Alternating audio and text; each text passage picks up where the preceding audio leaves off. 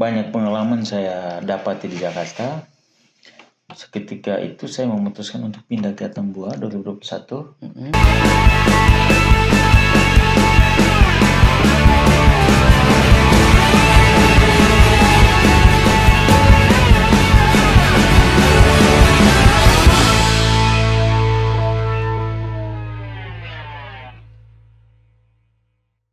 Selamat malam pemirsa Maneveto Podcast. Jumpa kembali dengan saya Pascal dalam acara Maneveto Podcast. Setelah sekian lama tidak berjumpa, kini saya Pascal hadir kembali di dalam acara Maneveto Podcast.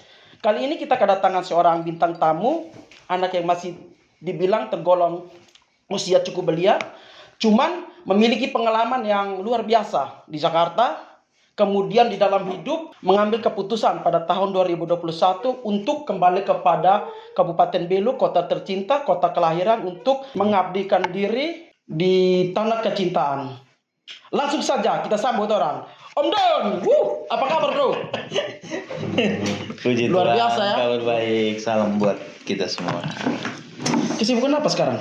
Ya sekarang ini kesibukan ya saya mengikuti arah angin di Kabupaten Belu ini kan. Ya di sini kan lagi panas-panasnya politik. Panas-panasnya Saya harus politik bisa ya? menempatkan diri sebagai salah satu anak muda yang mau terjun di dalam dunia politik. Wow, Ya sekarang luar ini biasa gitu loh. sekali.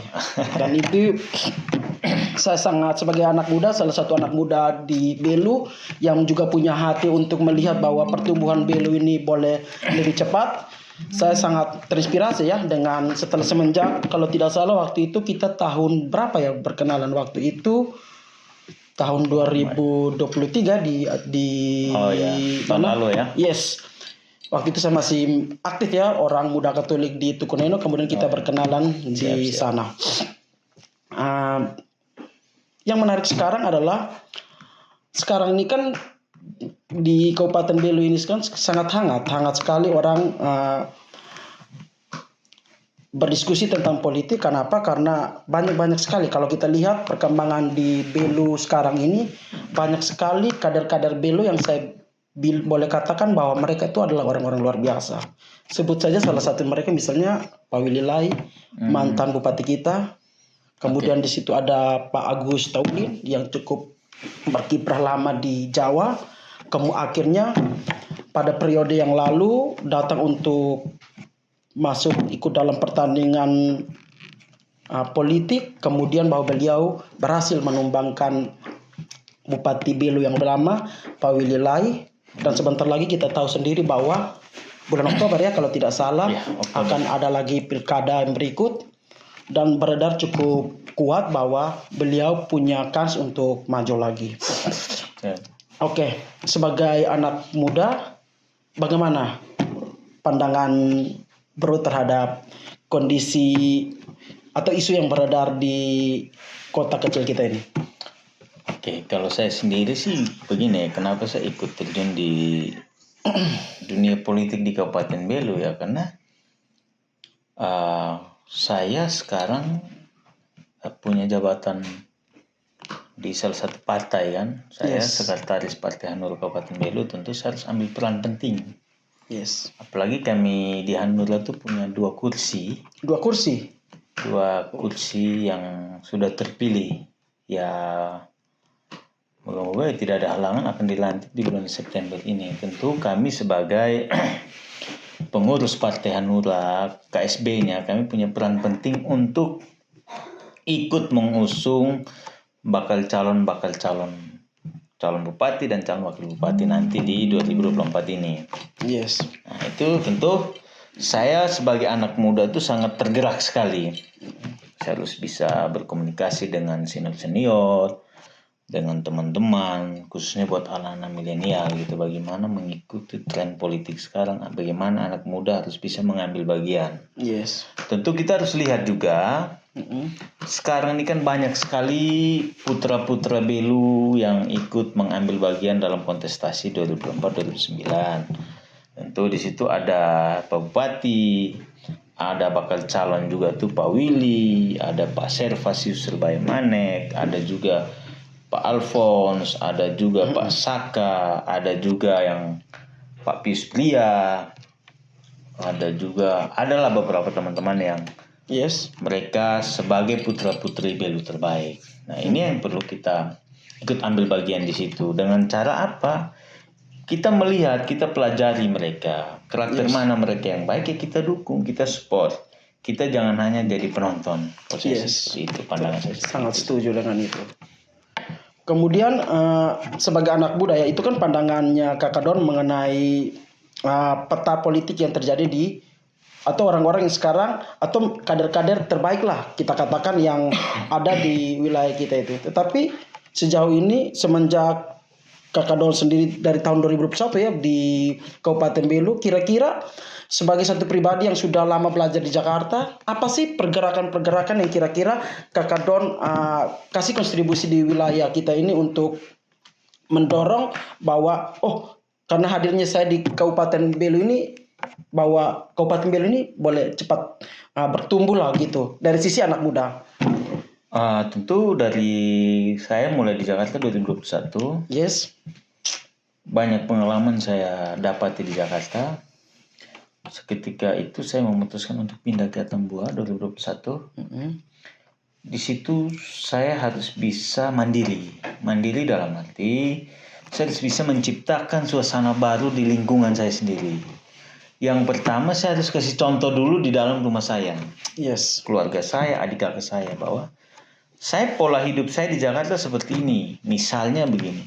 Saya di Jakarta bangun jam 6 pagi. Ya minimal saya di Atambua bangun harus jam 6 pagi. Saya harus bisa itu, menyesuaikan itu dulu.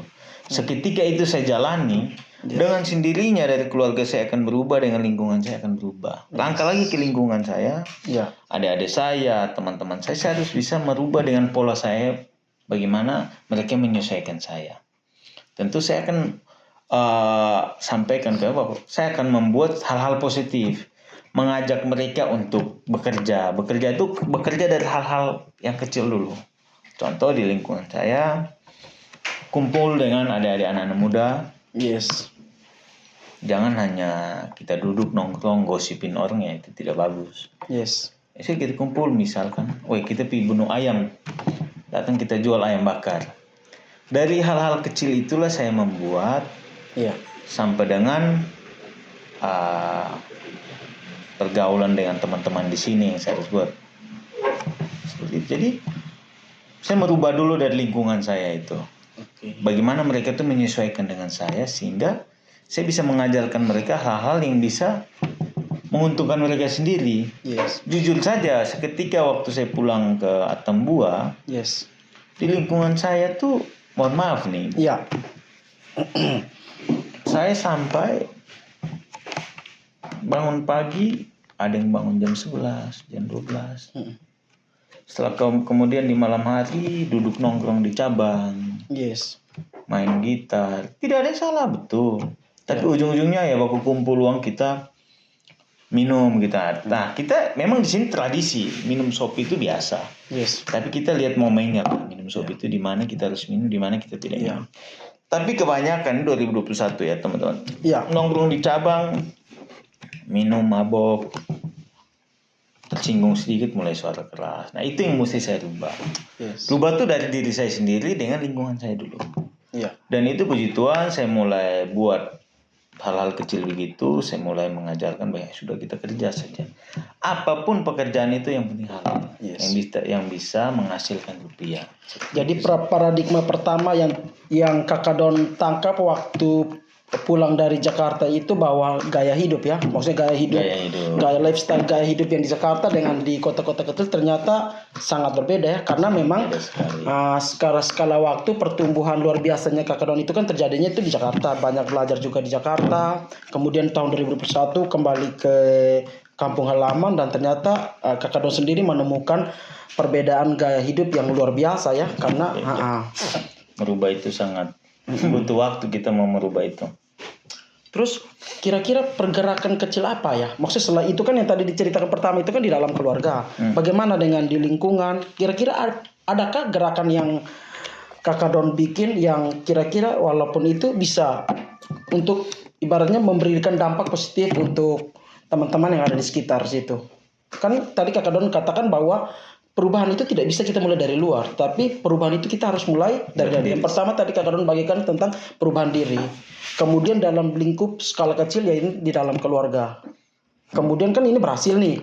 Kemudian di lingkungan, kemudian skala yang lebih besar lagi, bahkan kan sekarang Kakak Don sendiri adalah orang juga salah satu orang penting di salah satu partai.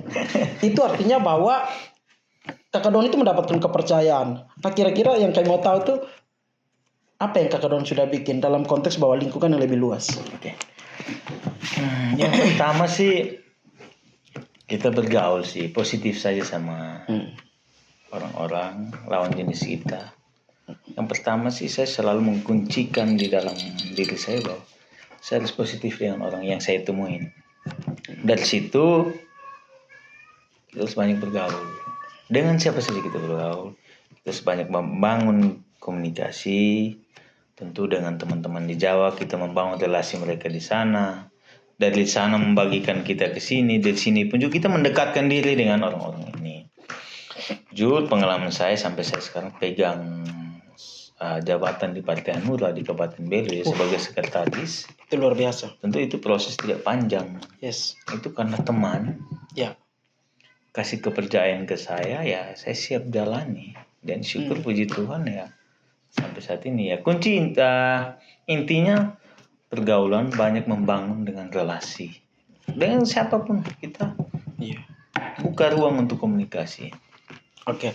Itu kan dalam konteks bahwa teman-teman yang ada di partai politik. Tapi sebelum kita masuk ke sana, satu mau tahu Kakak Don ini punya pandangan terhadap anak muda di Belu melihat politik. Jujur saja ya, saya melihat di era kita ini kan kita 90-an nih. Yes. 92. Saya juga 90-an. 90 kan kita 90-an. 91 ya. Artinya kita ini angkatan 90 ya. Yes. Saya cukup mengamati ya teman-teman angkatan 92 di Kabupaten Belu untuk pengen tahu politik tuh sangat minim. Jujur saja ini pengalaman saya, ini pandangan saya Dan ya. ini menarik. Karena saya ikutin mulai belajar politik aktif di Belu itu 2019. 2019 Ya. sebelum balik. Sebelum balik saya di Jakarta ikut. Dan ini keren. Dan sampai saat ini saya terjun di sini 2021 sampai sekarang saya ikut anak-anak seumuran saya untuk mengambil satu bagian dalam berpolitikan di Belu sini. Sangat minim. Kalau mau dibilang 40% lah. Lebih banyak tuh ya mohon maaf ya mengurus pekerjaan ya, mengurus tanggung jawab keluarga, mengurus bisnis yang sudah dibangun. Nah kalau saya sendiri, saya anak muda, saya anak 90-an ya saya harus mengikuti dunia politik di Belu dalam hal ini yang positif-positif ya. Yes. Yang baik saya terapkan, yang tidak baik berpolitikan yang tidak baik saya tidak ambil keputusan, saya nggak mau ikut campur. Siap. Oke.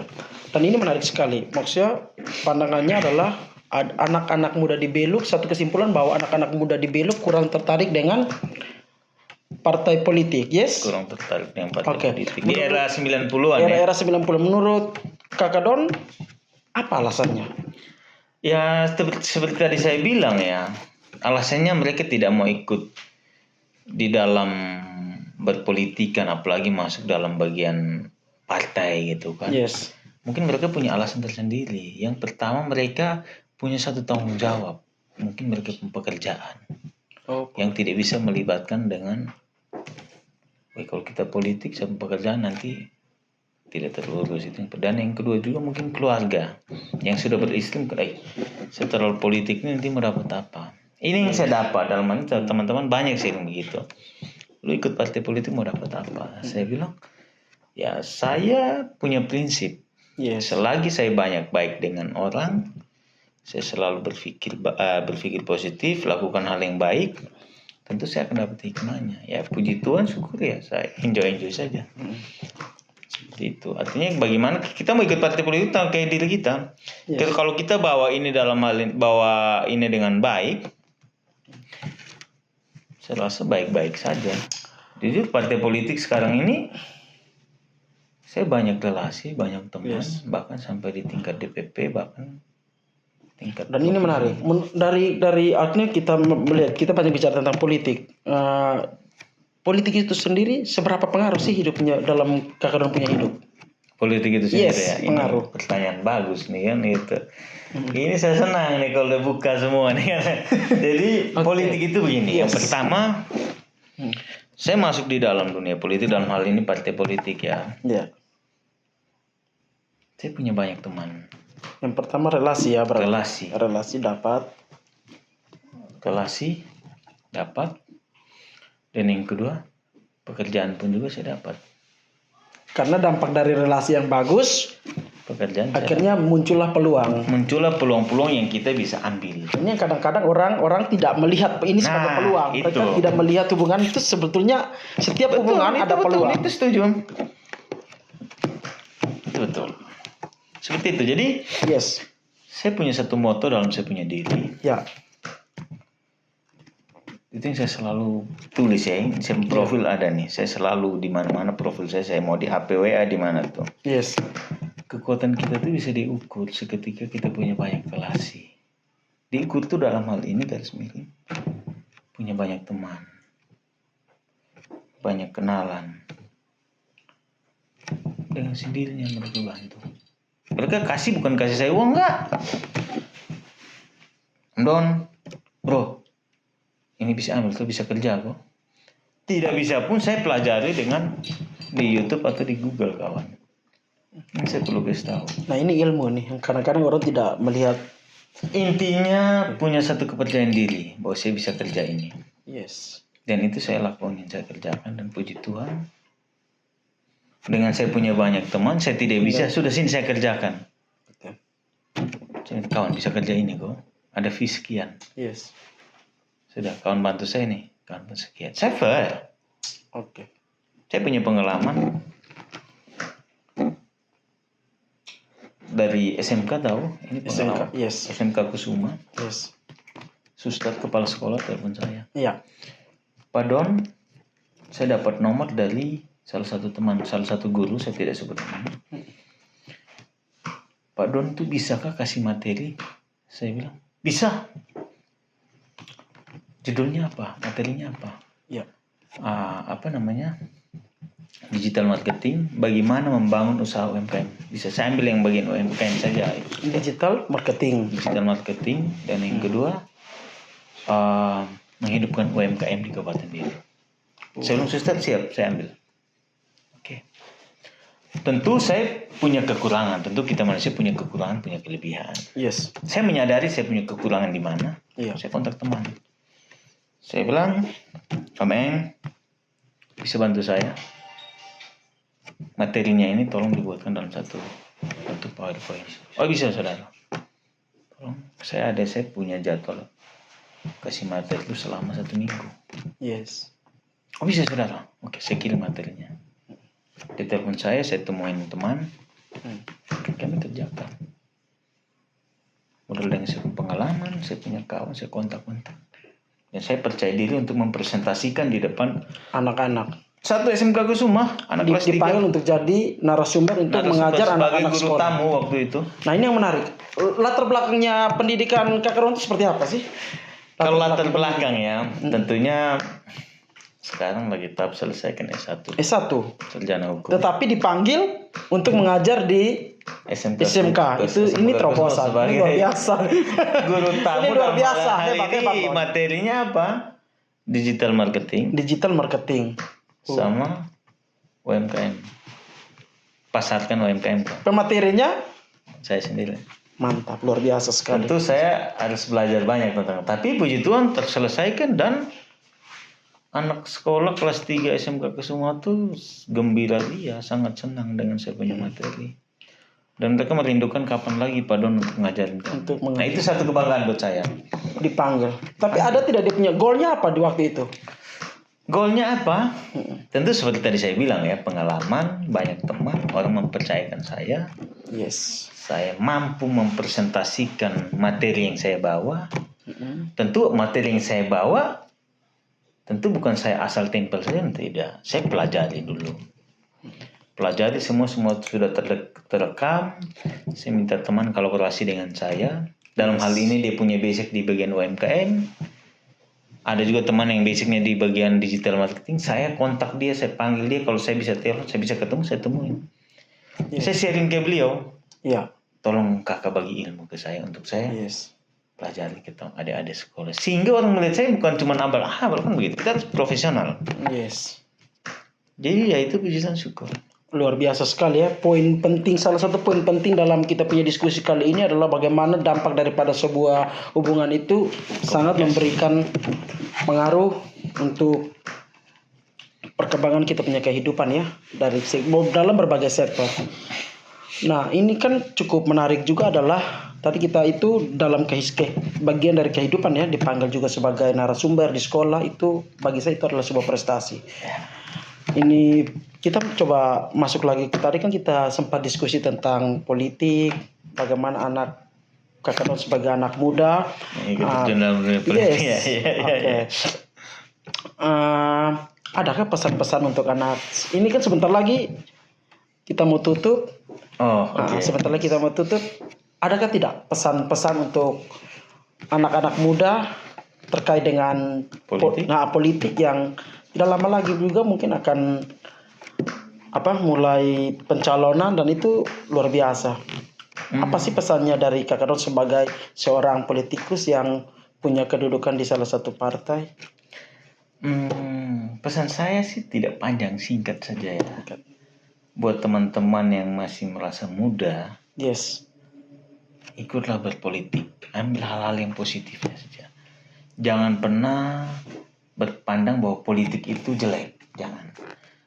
Kita harus perlu catat satu poin, itu adalah berpolitiklah sebanyak mungkin, tapi dengan hal-hal yang positif.